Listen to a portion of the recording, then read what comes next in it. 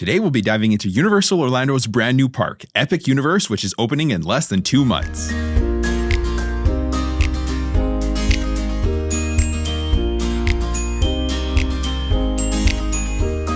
Hello and welcome to the Let's Go to Disney podcast. I'm Oliver. And I'm Lucy. Today is Sunday, March 23rd, and you're listening to episode 80, Countdown to Epic Universe, Everything You Need to Know. Before we get into today's main topic, here's what's going on in the parks right now. Earlier this week, Disney announced the name of the new Spaceship Earth Lounge coming to Epcot later this spring. The lounge will be named Geo 82. They also revealed that the lounge will be an adults-only space, so for guests 21 and older. The lounge will require advanced dining reservations, and you'll be able to enjoy some light bites and innovative cocktails while taking in some phenomenal park views. There's been some discussion online about this being an adult-only lounge, and as people who visit with our kids and just us, just the two of us at least once a year, we're kind of, I'd say, indifferent. Yeah, and, for sure. It's because this isn't the only space on property that's adults only. So at the end of the day, it is what it is, right? We're a little disappointed that we won't get to experience it on our next trip, assuming it's open, since we'll have the kids with us. But that's fine because we know we're going to visit it during our next trip when it's just the two of us. Yeah, absolutely. We'll definitely make a stop. And on the topic of lounges, McKim's Mile House officially opened on March 18th over in Frontierland in Magic Kingdom. The story of the lounge is that the Roadhouse belongs to the McKims, who still live in the space. Their rooms are located on the second floor, which is actually inaccessible to guests. There's plenty of seating and places to recharge and refuel, literally, because there's outlets for your devices and so that you can charge, your phone or whatnot. The lounge is exclusive to DVC members, so if that's you, make sure to take advantage of it during your trip. And this is big news for us because we're major rope droppers, but the process for rope drop has changed for Magic Kingdom. So up until recently, all guests would be allowed to enter the park sometime between 7:45 and 7:50 a.m. on average. Anyone can enjoy Main Street during early entry, not just early entry guests, like anybody, just regular park guests as well. But those who qualified for early entry would be funneled to the right, where cast members would actually scan one member of your party to confirm that you qualified for early entry. From there, you'd head to either Fantasyland, where you'd be held between Cheshire Cafe and Cosmic Rays. And for Tomorrowland, you were held on the far end of the bridge, closest to Monsters, Inc. Laugh Floor. At 8:30, or whenever early entry officially started, you'd then be led into the land by cast members to the various attractions. Now, if you qualify for early entry, you'll actually be able to head directly to the attraction you want to ride first and enter its queue and then wait for it to open from there, even if it doesn't open for early entry. So think Tron in that case, which opens with Park Open. We don't actually hate this idea. Time will tell if it'll stick around and what we actually think of it when we experience it in May. But in theory, it definitely makes sense. And it actually should make the initial part of the morning a little less chaotic because I absolutely hate rope dropping Seven Dwarfs Mine Train. Oh my God, it's the worst. It's so stressful. The wait at the rope itself is fine. It's just as soon as the rope drops and you're to follow the cast member and every person is pushing. So we're pretty fast to get to the rope. Yeah. So I think we'd be pretty fast to get our butts to the line and then queue nicely and nobody can get in front of you. Well, that's the thing. Once you have your spot in line, I'm actually very okay with this. I kind of almost wish they would do this for Avatar too. Yeah, 100%. If this works, I'm assuming they're just testing it out for Magic Kingdom. If this works, bring it on for everything. Yeah, and I'm curious to see if it will stick around. So honestly, that's what I like. Hollywood Studios, I find is less stressful when it's rope drop because it's all proper cues as soon as you get to the ride you're going to. Yes, exactly. So agreed. Maybe that's what they'll keep doing. Yeah, it's and you're right. That's a great point because Hollywood Studios kind of works There's like that no stress already, in Hollywood and it works Studios. well. So yeah, it's good. And then over in Animal Kingdom, It's Tough to Be a Bug officially closed permanently on March 17th and is going to be making way for Zootopia Better Zoogether. Disney's wording is that this will still set to open winter of 2025. So we're going to assume now that we're looking probably at the very end of 2025 at this point. So we're going to keep you posted when we hear more. And back at last year's D23 event, Disney announced that a brand new Lion King themed area was coming to Disneyland Paris. During this week, 2025 annual shareholders meeting, Disney revealed a closer look at the massive model which was created for the attraction, which depicts Pride Rock with a waterfall leading out of the rock and a flume ride vehicle that will be coming down a large drop. It looks very, very similar to Tiana's Bayou Adventure in that regard. And the model looks really good. We're really looking forward to hearing more details on this new area. Yeah, agreed 100%. And unless you're living under a rock, you're likely very well aware that there's a brand new park coming to Universal Orlando Resort on May 22nd of this year.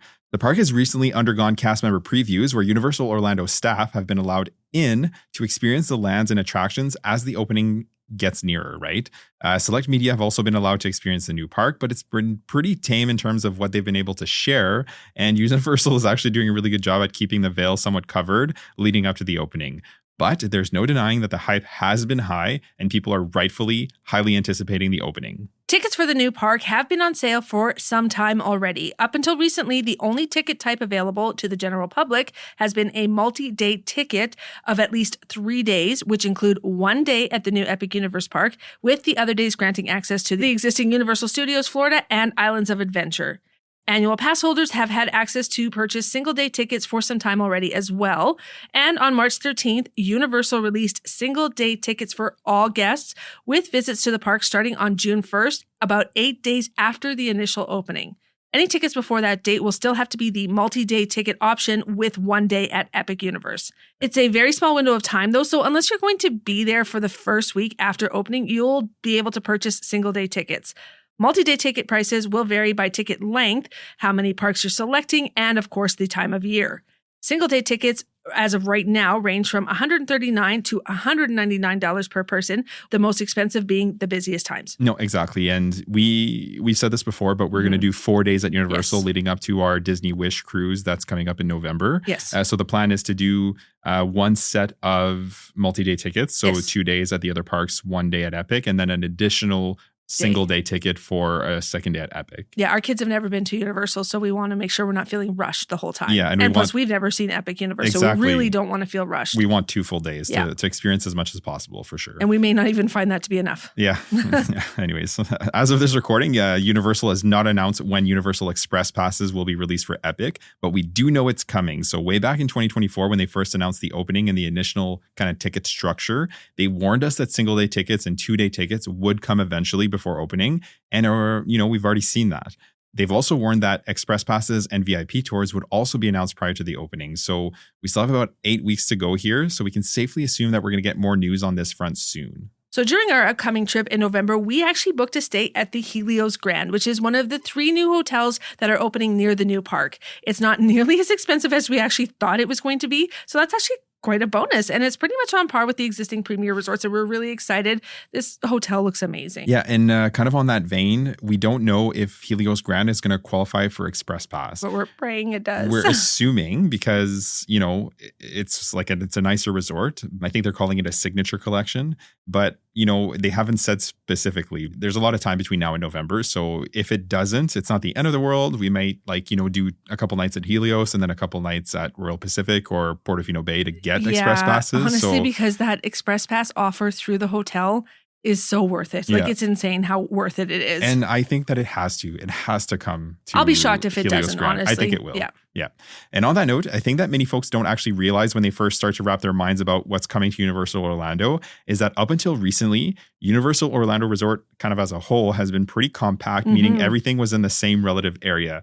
Epic Universe and the 3 new hotels, so the Helios Grand, like we were just saying, the Stella Nova and the Terra Luna, are all going to be about a 10 to 15 minute drive south of the existing kind of, parks and resorts. Universal is calling this the South Campus. Of note, the Stella Nova and Terra Luna are already open to guests, even though Epic Universe is not open yet. Helios Grand is set to open on May 22nd with the park.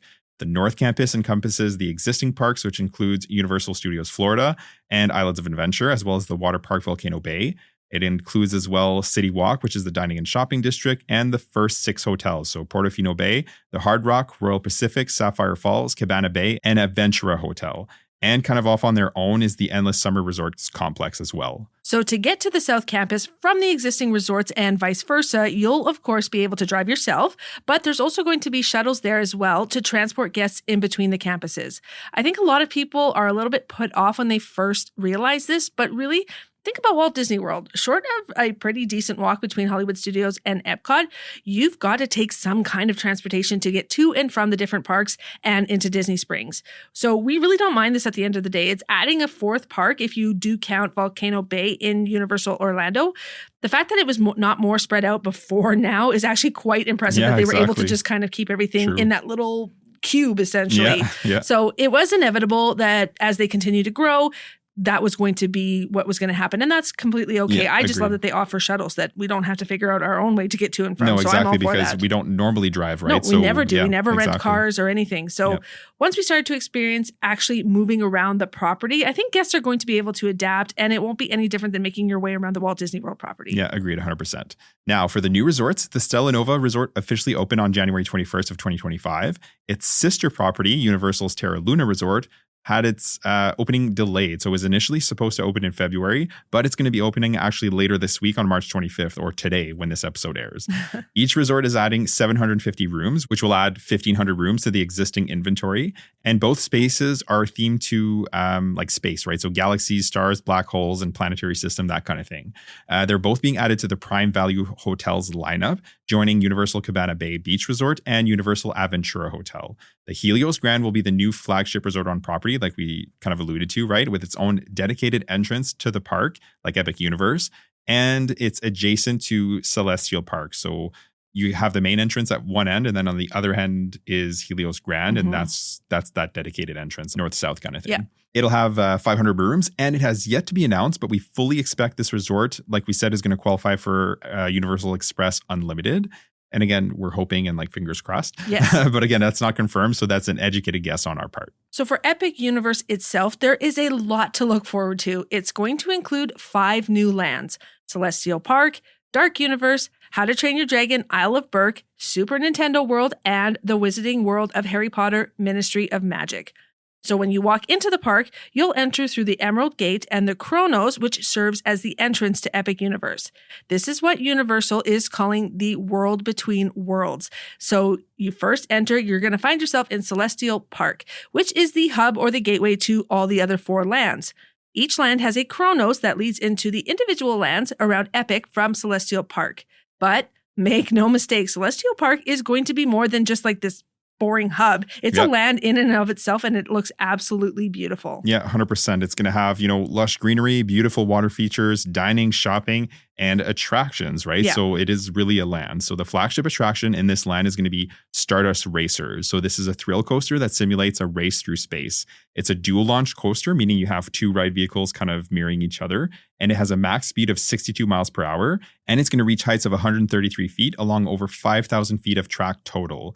There are inversions and crisscrosses with the other ride vehicle. And from what we've been able to see so far, like with the little details that we are getting, is that it's silky smooth, which is not surprising given how smooth the newer Universal coasters are. Like think, Velocicoaster and Hagrid's Motorbike Adventure. Both of those coasters are like super smooth. Yeah, super nice. And also the track itself is not lit, but the ride vehicles are. So at night, it's meant to look like the ride vehicles are actually like shooting stars, which we can't wait to see what that's going to look like. This has a 48-inch height requirement, and child swap will be available in case you have kids that are too small to ride. Our kids will be good to go. Yeah, both of them, which is awesome. So you'll also find the Constellation Carousel here, which is more of a kid-friendly attraction. So instead of horses, the carriages are celestial-themed animals such as lions, dragons, peacocks, among others. This rotates in circles, but they also rotate 360 degrees and go up and down up to 6 feet in the air.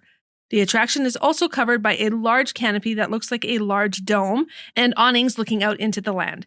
It definitely looks like a mix between a spinning ride, like think Alien Swirling Saucers over in Hollywood Studios, and then a very traditional carousel. Yeah, exactly. This one actually doesn't have a height requirement, but littles under 48 inches do need to be with a supervised companion to ride. You'll also find the Astronomica in this land. This is a water feature that has dancing water fountains that shoot up, and guests will be able to walk through and interact with the water. So this will absolutely attract the littles in your party for sure. For sure, and almost get them soaked. Yes. Almost certainly, rather. Yes. And for dining, there's the table service restaurant named The Atlantic. So the space overlooks the Neptune Pool. And this is a water feature in Celestial Park itself. So the restaurant features large glass walls that kind of look like a massive aquarium. It looks like the ground floor of the restaurant is actually going to be like lower than the Neptune Pool just outside. And that, looking at the concept art, it looks really cool. And I'm very curious to see what that's going to look like in person. In the dining room, suspended from the ceiling, are decorative fish surrounded by a kind of metallic curtain. And that's to give the illusion that they're in motion underwater. There will be 2 floors with the second floor overlooking the main floor. And the menu is going to feature seafood, steaks, among other options. They've also teased a couple of menu items since they first announced this restaurant. So they're going to have the sea bass with carrot mochi and fresh sugar snap peas and starfruit slices, and the romesco romanesco with wild mushrooms, pea tendrils on a bed of frigola, and hazelnut romesco. We will definitely be trying to snag a reservation here during our November trip because, yeah, the restaurant itself looks really, really nice. There will also be the Blue Dragon Pan-Asian restaurant, which will also be a full table service restaurant. The front of the restaurant will have a large dragon coiled to form an archway that you pass under as you're entering into the restaurant. There is a covered outdoor seating with colorful round lanterns that give the space a very unique vibe. And then inside, the walls are lined with neon dragons, and the ceiling, which is meant to look like the night sky. There will be glowing lanterns throughout the space and trees whose canopies are illuminated that add light to the dining room. You'll find Japanese, Chinese, and Thai cuisine in this restaurant. Some of the items you're going to find here are the tonkatsu ramen. So that's a pork broth topped with tender chasu pork, tare egg, shiitake mushrooms, and fragrant togarashi oil. The smashed cucumbers tossed in zesty dragon sauce with fresh cilantro, crunchy peanuts, and Szechuan dust. And these snowflake pot stickers, which are pan-seared pork pot stickers served with that dragon sauce. Yeah, and you do love good, Asian style food. I do, so I think, yeah, we're definitely going to try this one as well. And on the quick service side, you're going to have the Oak and Star Tavern and the Plastered Owl Bar, which is going to be attached to that quick service. The menu features the 2 meats platter with spit roasted citrus herb chicken and smoked St. Louis ribs, as well as the slow smoked brisket sandwich and the grilled peach arugula salad with soft cheese, candied pecans, and white balsamic. And you can also get the meat platter with mango bread and pickles, which features brisket, smoked ribs, pulled pork, cheddar jalapeno sausage, and Spice roasted herb-infused chicken, paired with your choice of 4 sides.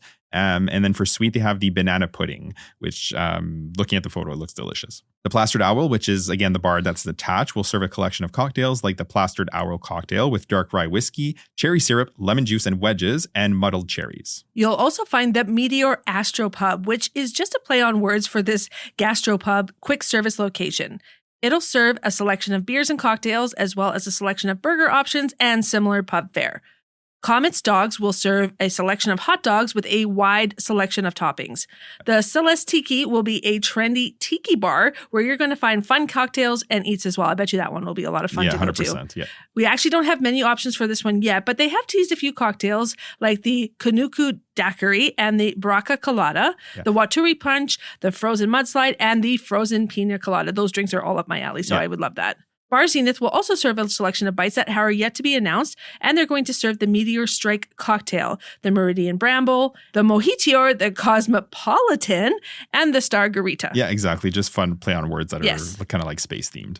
And Pizza Moon, which will be a pizza-centric quick service in a converted 1900s Victorian theater. It's going to have options like the Space Cowboy with tangy barbecue sauce, rotisserie chicken, pickled red onions, Castelvetrano olives, and crunchy barbecue potato chips. Interesting take there. That's a combo. Yeah, the giant mushroom pizza with creamy roasted garlic bechamel, fromage de lune, savory wild mushrooms drizzled with truffle aioli, and the trip to Vesuvio with fromage de lune, pepperoni, fennel sausage, roasted peppers, and caramelized onions topped with cherry peppers, Calabrian chili, and fresh arugula. That sounds good. I would probably like that one. That one does sound good. And the pizza lunare with creamy garlic bechamel, ricotta, pancetta, fromage de lune, and a garlic confit. What on earth is fromage de lune? I don't know. It's okay, cool. It's a good question. Maybe it's just a fun word, a fun way of saying cheese. Moon cheese, yeah. Who knows? It's themed, I guess. Swiss cheese, maybe. Moon. Yeah, I don't know. Anyways, we'll find out, I guess.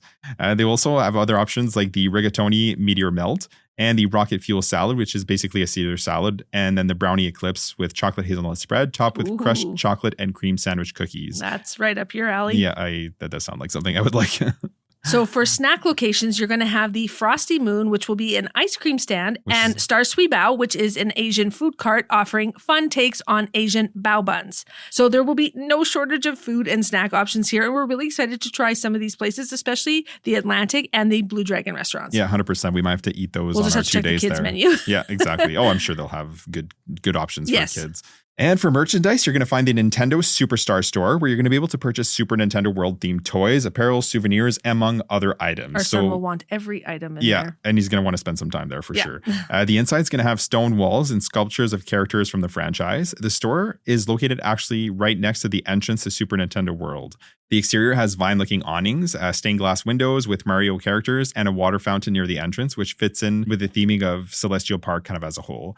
You're also going to have the Lens Flare, where you're going to be able to purchase keepsakes and My Universal photo packages, Moonship chocolates and celestial sweets, which will sell otherworldly confectionery items as well as souvenirs and collectibles. North Star Wintry Wonders, which will be Epic Universe's holiday store, where you're going to find, your holiday souvenirs and gifts, that kind of stuff, like, ornaments and, My Christmas favorite kind of stockings. store, yeah. Yeah, exactly. And the Otherworlds Mercantile will sell apparel, toys, collectibles, among other items. And lastly, at the Sensorium Emporium, you're also going to find a wide selection of apparels, toys, souvenirs, jewelry, and collectibles. Now, like we said earlier, Celestial Park is kind of the hub for the rest of the park. So from Celestial Park, there will be a portal to all the other lands spread out in kind of a hub and spoke system, much like the Disney parks. Yeah, exactly. So in no particular order, when you enter the park from the main entrance, the first land on your left will be Super Nintendo World. The portal for this land is made to look like the iconic green pipe. So if you've been to Universal Hollywood, this land will be familiar, but it's on a much larger scale over on the East Coast than it is on the West Coast. The land will be split into two spaces, Super Mario Land and Donkey Kong Country. The land is designed and intended to be ultra interactive. Power-up bands will be here as well, like in Hollywood, and will track your progress as you interact with the land and interactive elements everywhere. Yeah, and you're also going to find 3 attractions split into the 2 spaces here. So on the Super Mario Land side, you're going to find Mario Kart, Bowser's Challenge. Here you're going to put on special goggles and zip through familiar courses with Mario, Luigi, and the gang. This ride is interactive, so you're actually going to be able to throw shells to try and defeat Bowser and his team in a winner-take-all race for the Golden Cup. Power-up bands can be used here as well and will enhance your experience because you'll be able to essentially track your progress. This is augmented reality intended to bring the experience to life with gameplay unfolding in front of your eyes in space, right? With physical stats, but also with like screen elements. The ride has multiple outcomes to keep it fresh as you ride it over and over. Our son Caleb is going to lose his mind here. Oh, he yeah. loves Mario and is a huge gamer, so this is going to be right up his alley. We cannot wait to see this like in person, and I can't wait to see his face when we first walk into this land. This attraction has a 40-inch height requirement, and littles under 48 inches will need a companion to ride as well. Yoshi's Adventure is a leisure, kid-friendly family ride that will take you on a colorful adventure around the land that will give you great views and unique looks at the space. You'll explore the Mushroom Kingdom landscapes and encounter the characters you know and love. For added fun, you can search for 3 hidden Yoshi eggs as you tour the land. This is going to be similar to High in the Sky, Zeus Trolley Train Ride, or the People Mover over at Magic Kingdom, a nice, slow ride with really great views of the land. This is a 34-inch height requirement, and guests under 48 inches will need a supervising companion as well. I'm excited for this one because I love the People Mover. It's one of my favorites. And I actually like the Zeus Trolley Ride. Yeah, no, exactly. It does give you like a good overview of the land over there. I am surprised that this one even has a height requirement. I know it's 34 inches, which is fairly low. Yeah. But if it's, but like a baby can't go on, that's silly. I know. It seems silly. But anyways, there must be a good reason for it. And spread out throughout the land, you're going to have interactive elements and games to engage with, which Universal are calling key challenges. So when you play the games, you're going to earn keys that you can use for a chance to defeat Bowser Jr. We're not sure exactly what this means, but we're 100% sure our son Caleb is going to figure it out. And you're also going to have, true. Yeah, exactly. You're also going to have meet and greet opportunities with Mario and Luigi. They're kind of walking around the land as well. Oh, that's so fun. Yeah, 100%. So that should be really good. And over in Donkey Kong Country, you're going to find a completely different landscape of lush jungle, which is more in keeping with the Donkey Kong theme. Here you're going to find the Minecart Madness attraction. This is a thrill coaster, and from what we've heard from initial reactions is that it's wilder than you think. So we're excited to experience that.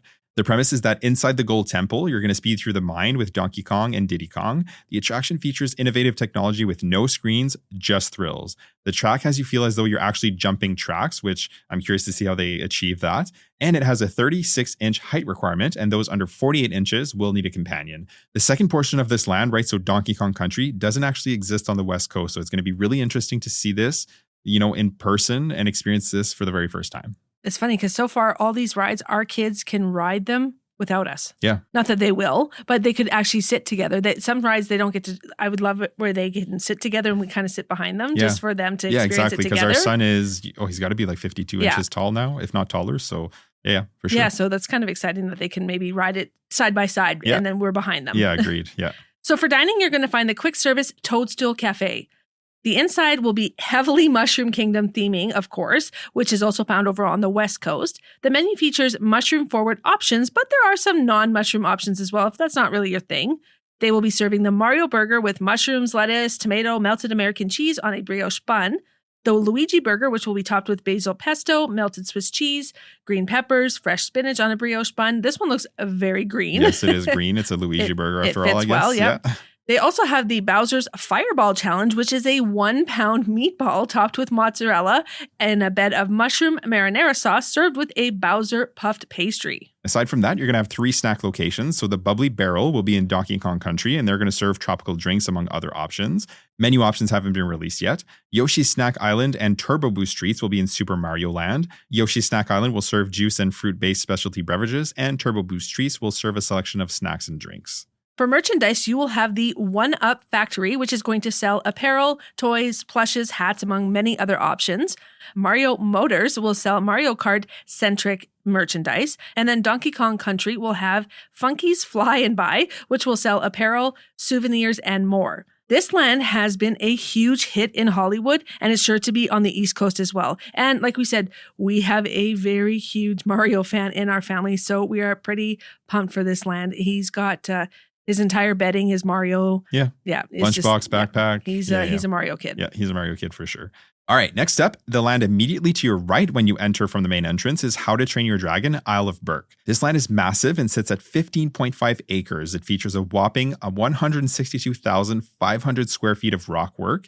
And when you enter, you're going to get sweeping views of the land itself, faithful to the movies. The story of the land is set in between the first and second movies, and the entire land has splashes of color representing the dragons throughout. There's going to be dragons walking around as well, and everything is going to be like big and, Viking sized. There will be 4 attractions in this land.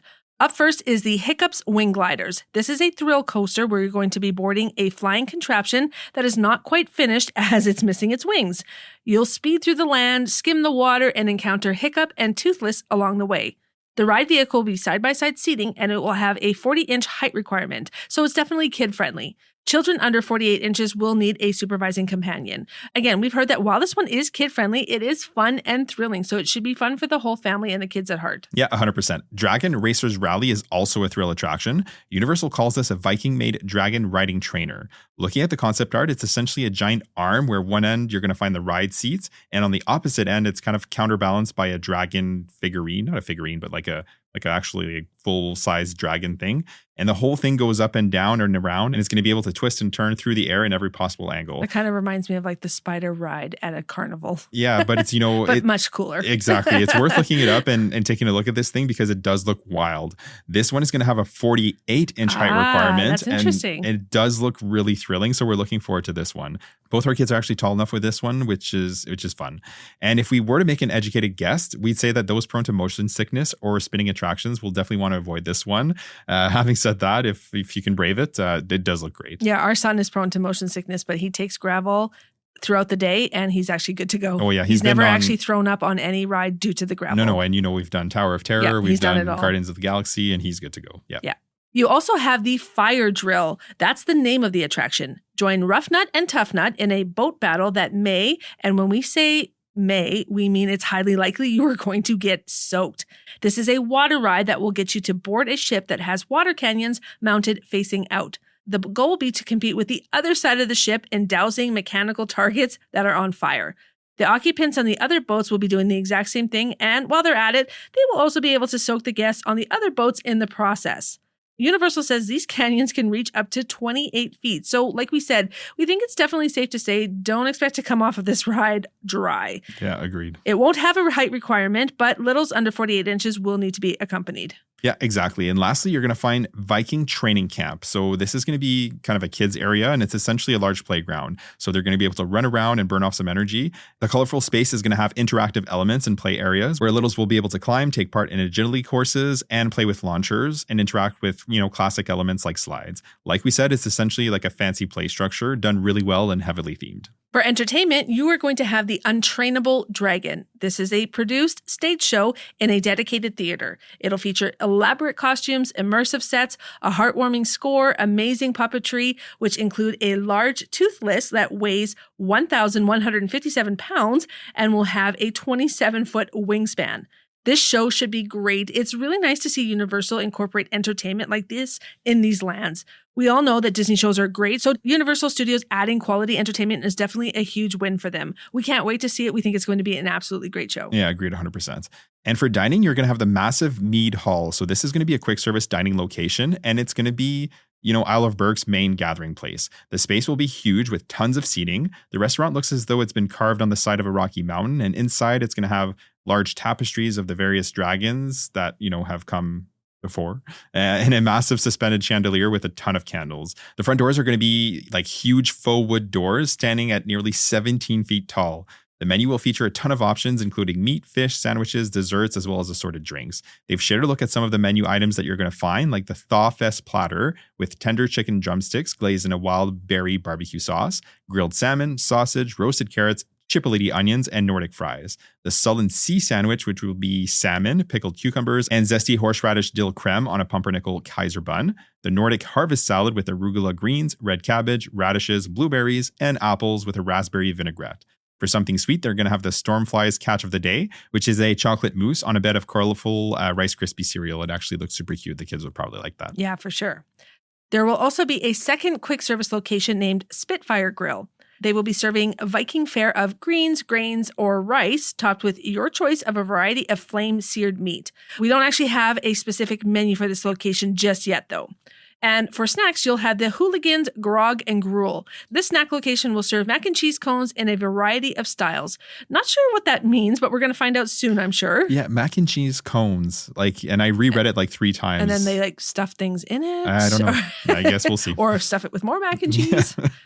For merchandise, you'll have the How to Treat Your Dragon, which will be a sweets and confections shop. You'll also have the Viking Traders, Hiccup's Workshop, and Toothless Treasures, where you're going to be able to find everything you could ever possibly want: apparel, toys, plushes, collectibles, among many other items. Yeah, exactly. And just looking at the concept art and the video that Universal put out on their YouTube page, this land looks really beautiful, and we can't wait to see it. Now, when you enter the park, the second land on your left is Dark Universe. So this land is unprecedented when it comes to theme parks. When you think of, the theme parks that you've visited or researched pretty much across the world, it's generally centered around protagonists in those stories, right? Dark Universe is a marked departure from that narrative. The land is dedicated to and inspired by the monsters in Universal films. So the portal leading to this land has a spire pulsating with electricity that will flow through the land itself. The land is going to be named Darkmoor, which is the fictional land created for Epic Universe, where all of these monsters call home. Universal has said that in this land, they kind of toe that line between family-friendly and PG-13, and the different experiences in the land are going to reflect that. But don't worry, you're still going to be able to take your kids here, no problem. It's not going to be on the same level as Halloween Horror Nights in comparison. Because that's terrifying. Yeah, I would definitely not take the kids there, but I will take the kids to Dark Universe, right? You're going to be able to interact with what you want inside the land to have your experience kind of be as scary as you'd like it to be. So the land will feature 2 attractions. First, you'll have the Curse of the Werewolf. The story for this attraction is that Maliva, the leader of the Guild of Mystics, breaks the news that you bear the curse of a werewolf. You'll board a wagon and glide through the forest at 37 miles per hour for over 2 minutes of ride time across Darkmoor as you try to escape the home of hungry werewolves. One thing to note, from what we've heard, the ride vehicle will rotate as well, not unlike Guardians of the Galaxy at Epcot. So we're actually really curious to check this one out. It has the potential to be really good. Agreed. So this is a thrill coaster and has a lower height requirement at 40 inches. Yeah, exactly. And the second attraction is going to be the flagship attraction, and it's going to be scarier than Curse of the Werewolf, okay? So its name is Monsters Unchained, the Frankenstein Experiment. It's going to be a thrill/motion simulation attraction. The ride's story is that Dr. Victoria Frankenstein has captured all of Darkmoor's monsters and is conducting experiments to control them. But her plans are ruined by Dracula. The attraction uses cutting-edge technology and combines elements from screens, motion, and elements you're going to feel, think 4D, so a breath on your neck kind of thing.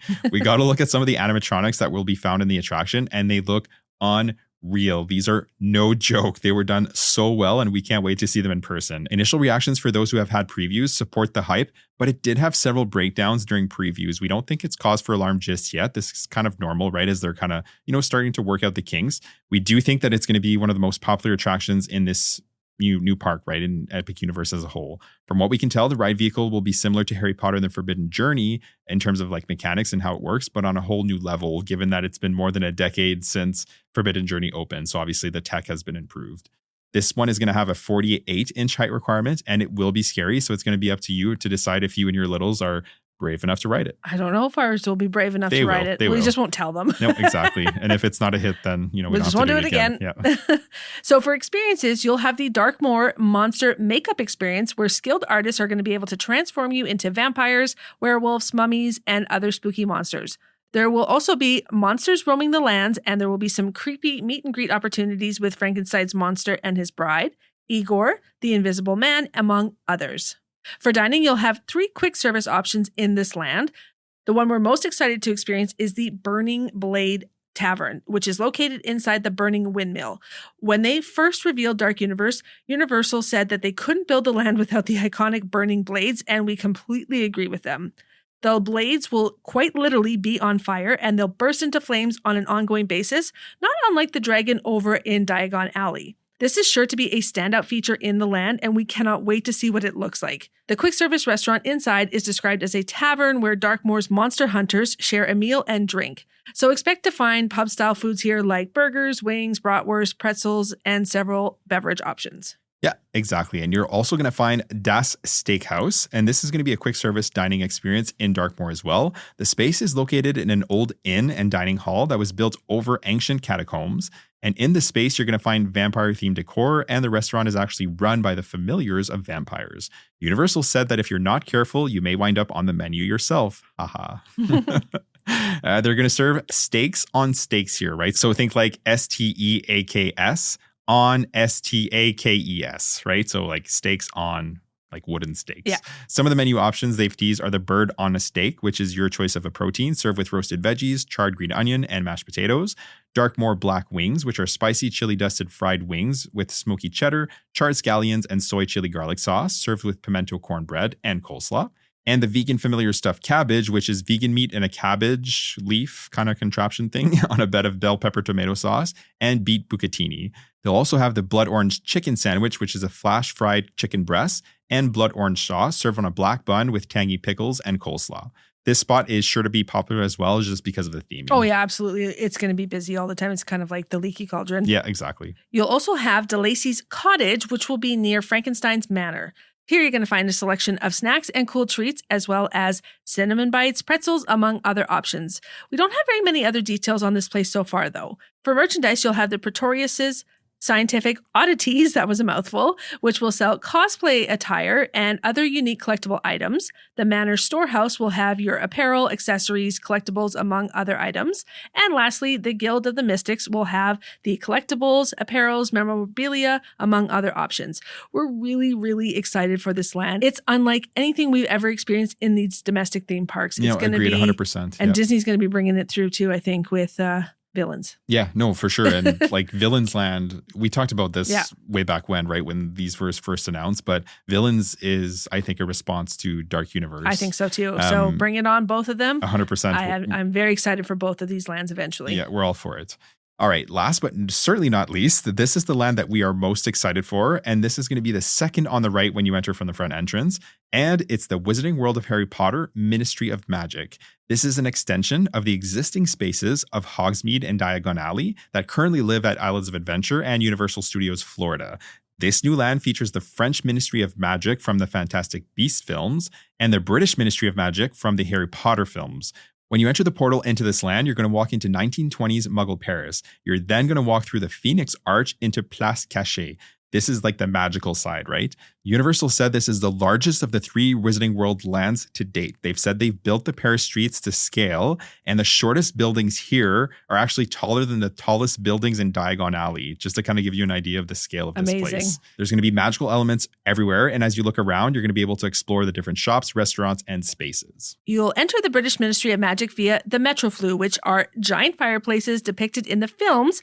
So this will be a multi-sensory experience that leads into the British Ministry. So just talking about this gets us really giddy. This is what I have been waiting for. Oh my God. Seeing the movies, seeing the 2 lands already appear in Universal. I was like, this is coming, and here it is. And I cannot wait. Universal says we'll see what we saw in the film at full scale. So that is just epic. I cannot wait. Yeah, wild. The Metro Flu area has over 80,000 tiles, and the Ministry space has over 125,000 tiles. We had literal chills when we first watched the video reveals several months ago. So if you haven't yet, you should definitely go check out Universal's YouTube page. They've quite literally made a carbon copy of the inside of the Ministry from the films, complete with fireplaces, fountain, dark green tiles. We cannot wait. We're so excited to walk through the space. Yeah, 100%. Like Lucy said, when it was first announced that they were doing the Ministry, my mind immediately went to, okay, they have to do the green tiles, they have to do the fireplaces, and the ride has to be into the depths of the Ministry. Yes. And that's exactly what they've done. So yeah. Speaking of that. Yeah, exactly. So the flagship attraction is Harry Potter and the Battle at the Ministry. So the attraction story is set after Voldemort has been defeated, and now Dolores Umbridge is standing trial for her crimes against the Wizarding World. The ride will have you board a lift-type vehicle, and you're going to travel deep into the guts of the Ministry, and of course, something goes wrong, right? Umbridge has escaped, and you're going to join Harry, Ron, Hermione in an effort to capture her. You're going to witness a battle between Harry, Ron, and Hermione against Umbridge and the other Death Eaters. Universal said this is an ambitious ride with unique technology and an omnidirectional lift. They gave a quick glimpse of this in their video reveal, and all we can say is that it looks amazing, Absolutely. Right? We can't wait to ride this attraction. It's likely going to be the most popular attraction in the entire park, and it's going to have a 40-inch height requirement, which actually is fairly low, so all but the youngest witches and wizards should be able to ride this one. Absolutely. For entertainment, there will be Le Cirque Arcanu. This will be a recurring stage show where you're going to encounter fantastic beasts. The show's story revolves around Skender, the circus ringmaster, who has stolen Newt Scamander's suitcase. Circus employee Gwendolyn takes on the task of rescuing these creatures. The show is housed in what is made to look like a magical tent, and there is a full-scale indoor theater, which is a first for the Wizarding World at Universal. The show will feature aerialists, puppetry, special effects, live performers, and so much more. This is another one we just cannot wait to see. We're so excited. 100%. This show should be really, really good. They're also going to have interactive and wand locations like in the existing land. So guests are going to be able to use their wands to interact with objects in the storefront windows, with the fantastic beasts and other objects and locations throughout Place Cachée, which is the magical side. Of note, on March 1st of this year, Universal actually released the second generation of their interactive wands. It's more expensive, of course, right? But it also includes new technology like lights and haptic feedback. The wands rumble and light up when a spell is cast, which is, just adding to the overall experience. They can also be linked to the Universal Orlando app to unlock spell maps, which show you the locations in the land that you're going to be able to, cast spells. And it's going to give you the history of which spells you've already done. You can create a custom wizard profile and choose a name and house where you can track your progress. There are park-wide competitions between the houses to see who will earn more points. And you earn points by casting spells and completing adventures. The adventures have you visit certain spell locations in certain sequences. And in the end, they're going to allow you to experience more locations, right? Universal will, of course, take advantage of this in Epic Universe and the Ministry of Magic Land as well. So for dining in the land, you'll have Café L'Art de la Sirène. This will be a quick service location where you're going to find indoor and outdoor seating and be able to enjoy French baked goods, sandwiches, plat du jour, and delicious desserts. And of course, you'll be able to wash it all down with butterbeer. Some of the menu items they've teased are the baguette de dinde, which is turkey baguette. It'll have sliced cracked pepper turkey with arugula, crispy apples, and creamy brie cheese.